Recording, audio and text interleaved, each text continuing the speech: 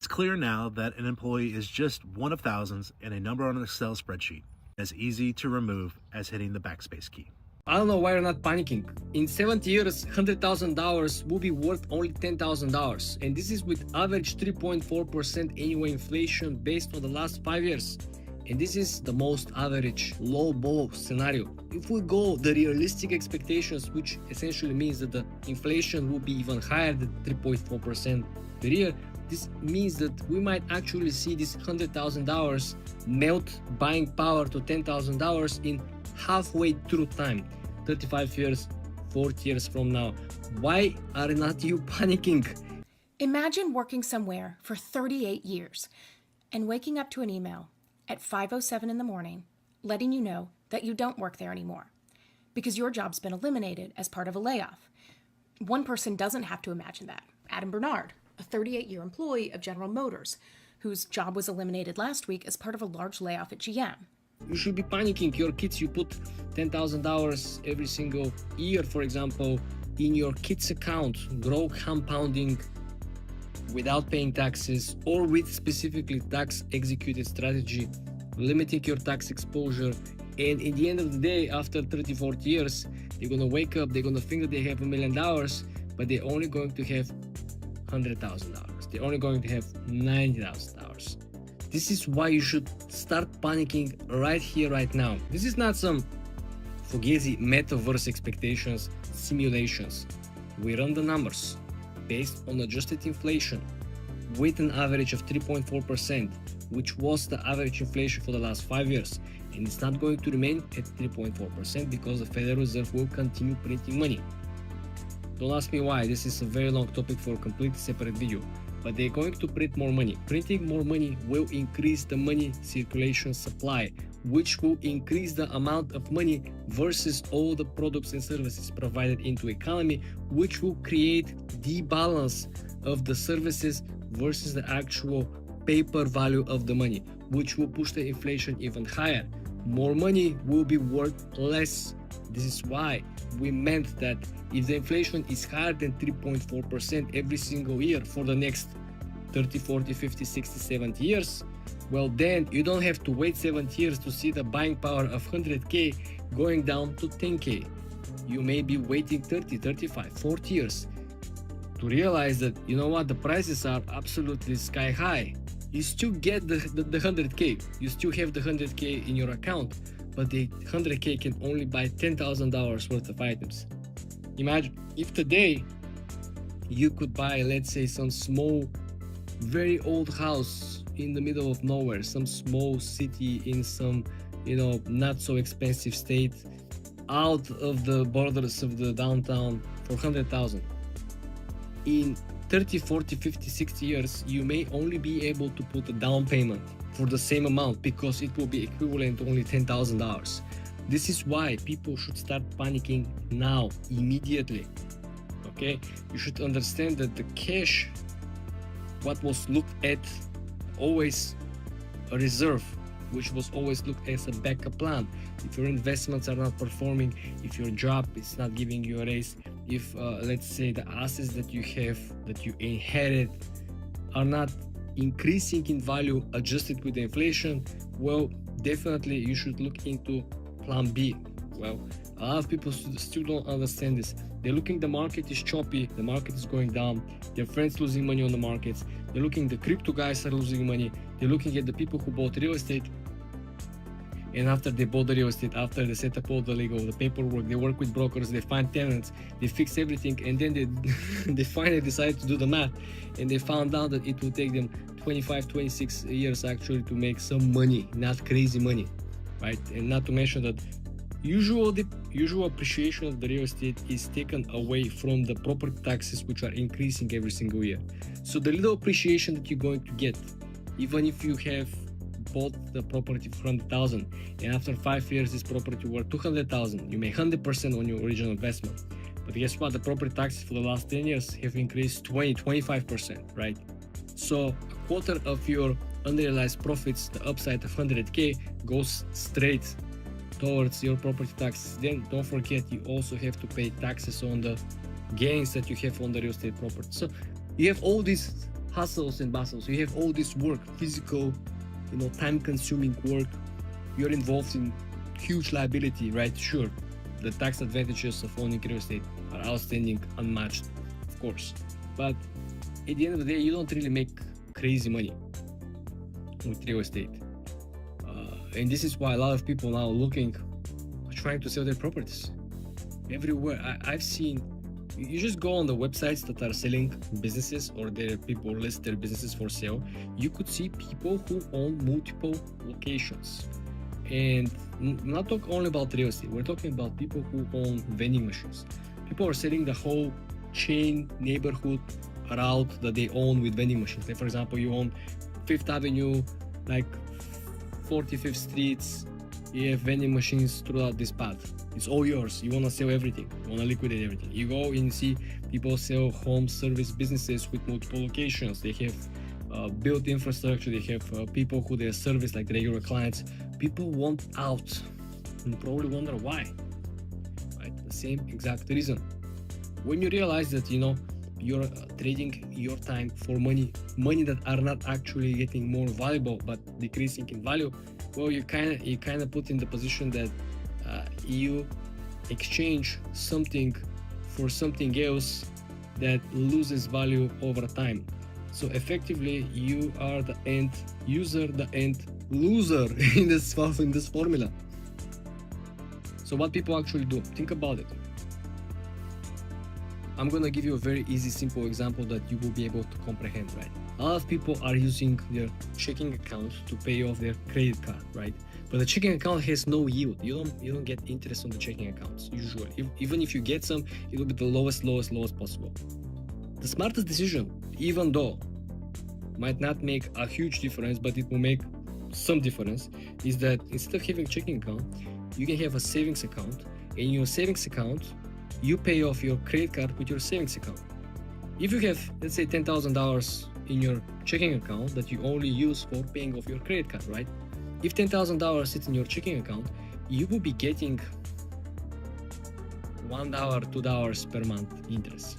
If you put the same exact $10,000 inside the savings account, you will be getting $15 to $30 a month. You see what kind of a difference? You still use your savings account to pay off your credit card, but you're getting $50 to $20 to $30 depending of the APY that you're getting every single year, right? In your percentage interest, right? This is very, very important because a lot of people do the same exact thing, which effectively they're not only missing out on the opportunity to recoup most of the interest, but they're also missing out on the opportunity to not hold the cash inside the checking account. This is very, very interesting, and a lot of people do not know that you can use the savings account and paying multiple times a day, a week, a month, because there is a special limitations of moving money in and out from the savings account. But when we're talking about paying off your credit card bill, this doesn't really count towards. This is why you need to understand that. Why would you leave a free money on the table? Knowing that if you bank with the same bank, and if you have checking account and savings account with the same bank, why would you keep majority of it inside the checking account? That doesn't make any sense. And small examples like this illustrates that if you know some small changes that anyone can do, doesn't require specific skills, knowledge, requirements, qualifications. You just have to know and think about it. So when you get some money, when you go to the next level, when you finally find a way to generate some passive income, find a way to generate some very serious cash flow, find a way to have excessive capital on the side and being able to afford yourself to live to the next level, there are 5 things that you should definitely change. And this is not your regular normist type of consumer electronics or some luxury gadgets. Let me get into the details, and most of which will not be generally accepted. The first one, of course, will be your circle. You should change people who are around you. This is a big no-no for a lot of people. You probably already heard that you should stick to your old friends, all the people that you know, because you know their flaws, you know what to expect from them more or less, how they're gonna, say lies, be not genuine, everyone has flaws.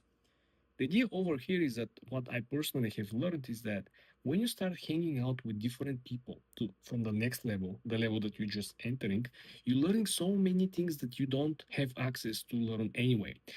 I have learned things that are coming from people who have been 20, 30 years in business, that if I didn't meet them, if I didn't sit down and talk with them, spend time with them, I would never have access to this type of information, because it's kind of a side information. It's kind of a, this is what happened to me, this is how we actually approached. I reach out to this person, his legal team actually figure it out. Then we have to hire somebody overseas to prepare the paperwork. Different channels of information, different solutions for different problems. If you just keep hanging out with your old friends who are most likely not business interested, it is very likely for you to kind of hit your plateau level and not progress to the next level. Think about the great entrepreneurs of this time. Think about Mark Zuckerberg. When he actually built Facebook, even during building the Facebook, even during Facebook, evolving and progressing, he kind of, moved himself outside his classmates, outside of some of the co-founders. Think about Eduardo Southern. He pushed some of the people actually away. This is just give you an illustration that he built a brand new circle around himself. He surrounded himself with VC people. He surrounded himself with Peter Thiel. He surrounded himself with advisors and people who were more experienced in the startup industry. He didn't keep hanging out from Harvard alumni. He didn't keep hanging out with people from New York. No, he just closed the door for all the old connections and he opened the door for the new connections. So forget about all the stick to the old friend circles. If you want to go to the next level, you should open the brand new door and close the old door. The second thing also is, in my opinion, pretty non-negotiable. Time management. Listen, I could be considered pretty stingy person. I don't ever pay full price for anything. Always try to negotiate good deals, always get a discount. That's who I am. But if I tell you that if you can afford to buy a personal airplane or personal helicopter, and this is a game changer because this is a real life time machine, I'm not exaggerating, you will understand that the quality of life that you had previously, it's bullshit.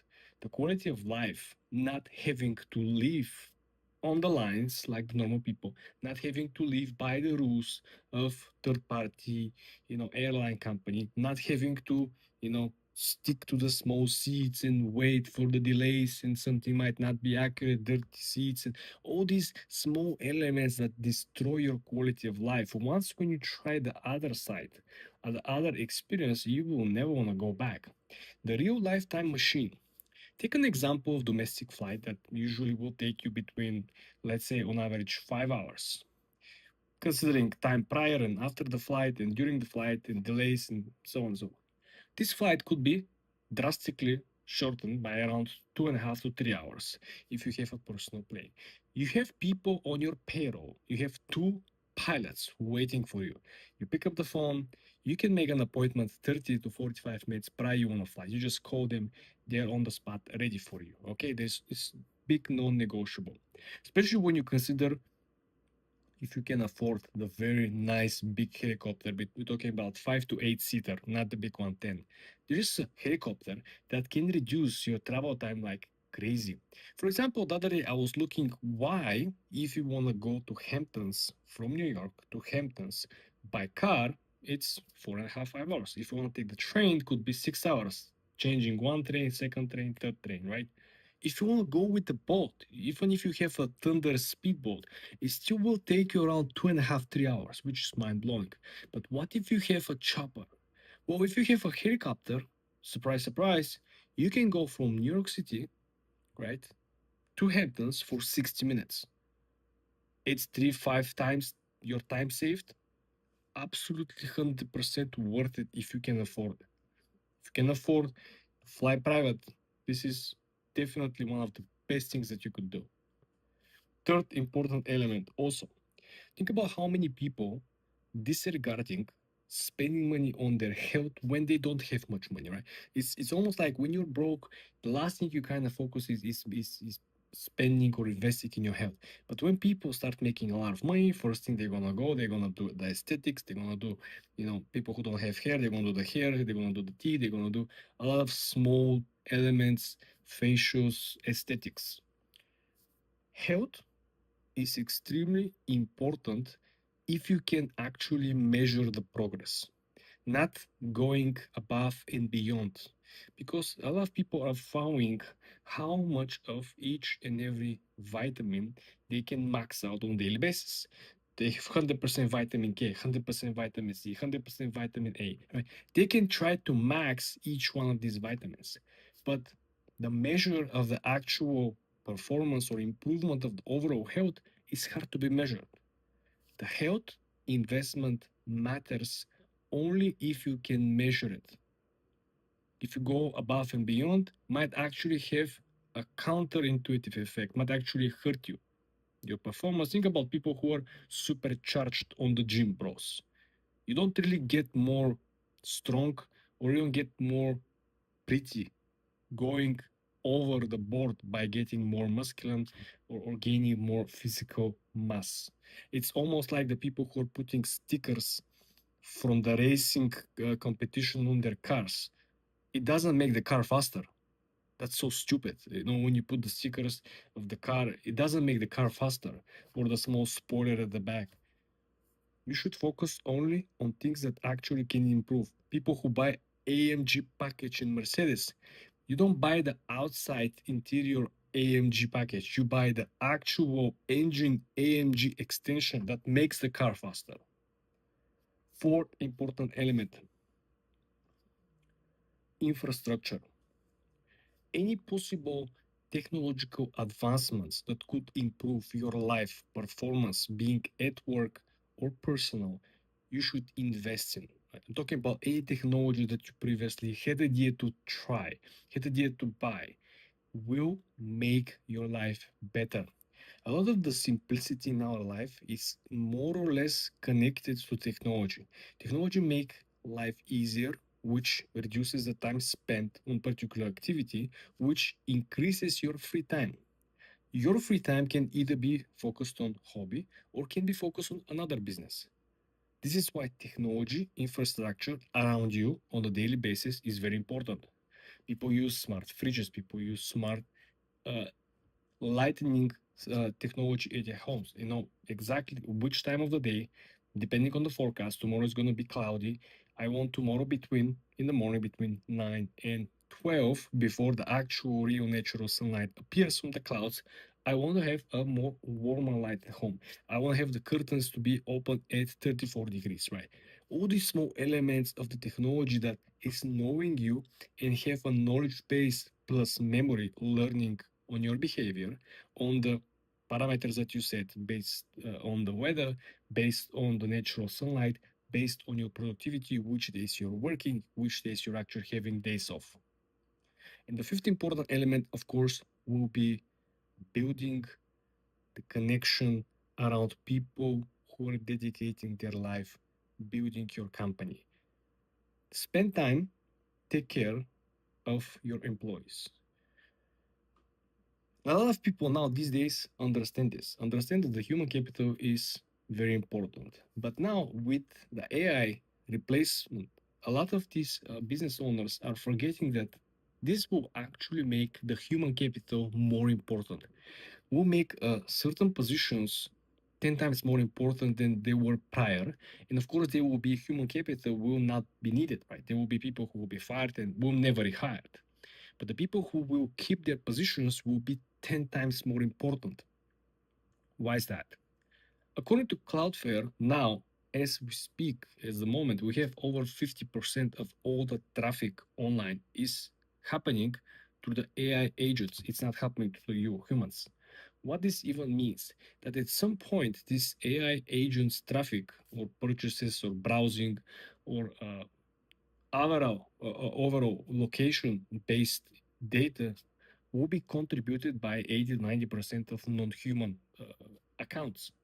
This means that you need to have somebody who will be able to filter out and make sense out of this information. This is going to be a human. And this human will be in charge of actually not only creating systems to prevent, uh, you know, bad players on the AI agent systems, but he will also be in charge of creating systems that will help increase the sales, building the actual websites that will be suitable and will trigger interest from the AI agents. So these employees effectively that were previously trained to service your humans, being a good sales rep, learning how humans behave and being able to sell them whatever they want to sell. Now they have to learn the AI agents language. They have to learn how to pitch the AI agents, right? This is why the humans in your company who are most likely not yet fired and not going to be fired, they're going to be very, very important. This is why you need to really put the time, and you really need to show them that you respect them and you want to invest in them, and you want to make sure that they're also profiting from this new revolution, from this new technology, right? You want to make sure you're sharing the profits in some way.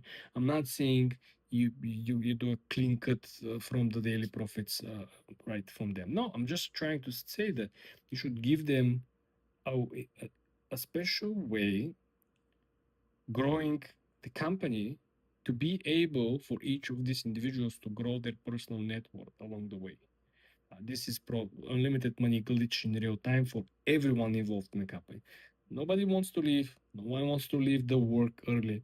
No one wants to be late for work because everyone knows that it makes them more money by being better at work.